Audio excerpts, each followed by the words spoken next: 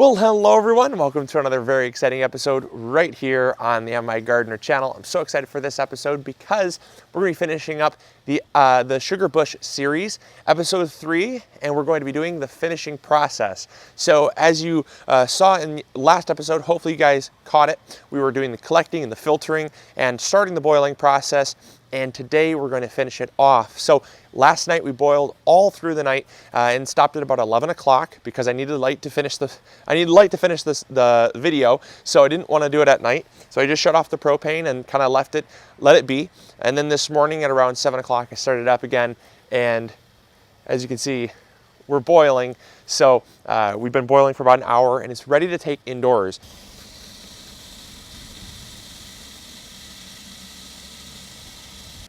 All right, so we're back indoors and we're ready to start the finishing process. So you'll notice we have the same shirt that we used to filter out all the sediment and wood pulp and stuff.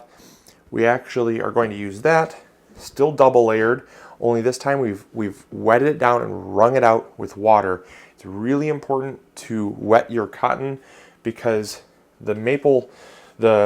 the condensed maple syrup, as you'll see, has gotten a lot thicker, and we've let it cool just a little bit. And what that's going to do is it's going to allow what we call sugar sand to basically precipitate out, and that's going to filter all this sugar sand.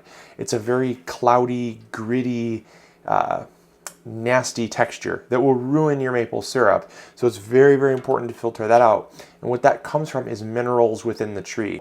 So let's filter it out and we'll see what we got.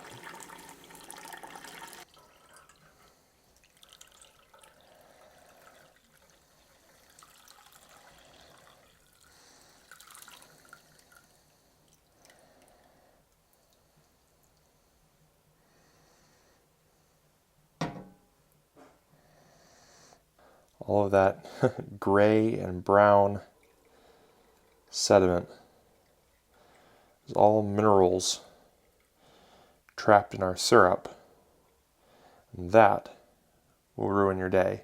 So having the double lined cotton t-shirt really helps to get that out. So if you don't have one of these, you're going to want to pick one up. This is a candy thermometer, and it's very important to get one of these because when you're making syrup, eyeballing just does not do the trick. If it does not hit a syrup phase, there's too much water content, and what will happen is it will ferment, and you'll have essentially maple wine, which is very gross, and it gets to be very bitter. And it's happened to us a few times when we tried to guess.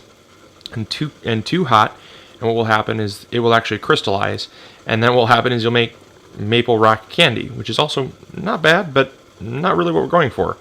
The ideal temperature is 217 to 219 degrees Fahrenheit.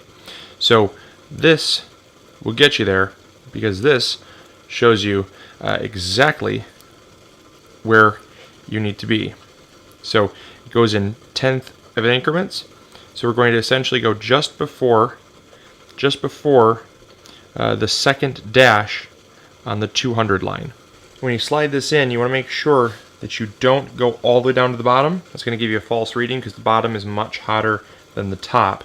So what you don't want is you don't want the thermometer to be barely in, and you don't want it to be all the way at the bottom. You want to adjust this ball here as a sliding clasp here, and that way you can attach it just so it is about halfway submerged, and that's going to give you a very good reading. Another thing you'll notice is as you get closer to it being officially syrup, the bubbles will become smaller and smaller.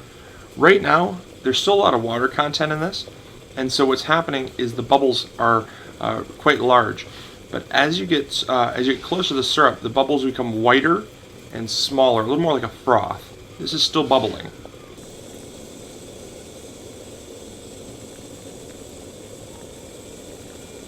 Making maple syrup for your pancakes. Oh.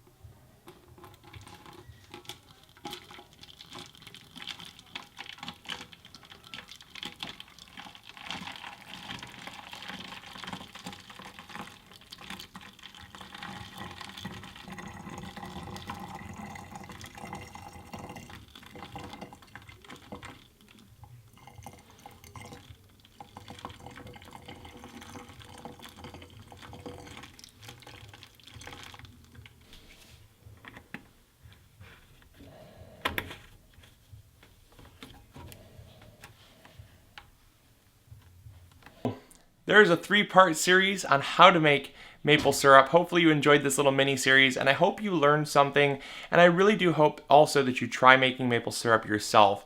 It's something that is fun for the whole family. It's definitely a hands-on project, and it gets you outdoors, allowing you to have fun. And isn't that really just, I mean, this is just the byproduct. The memories that you make and the fun that you have, that is the real product. And then this is just a little extra bonus. So hopefully you all enjoyed. Hopefully you'll learn something new. And as always, this is Luke from the MIgardener channel reminding you to grow big or go home. I'll catch you all later. See ya. Bye.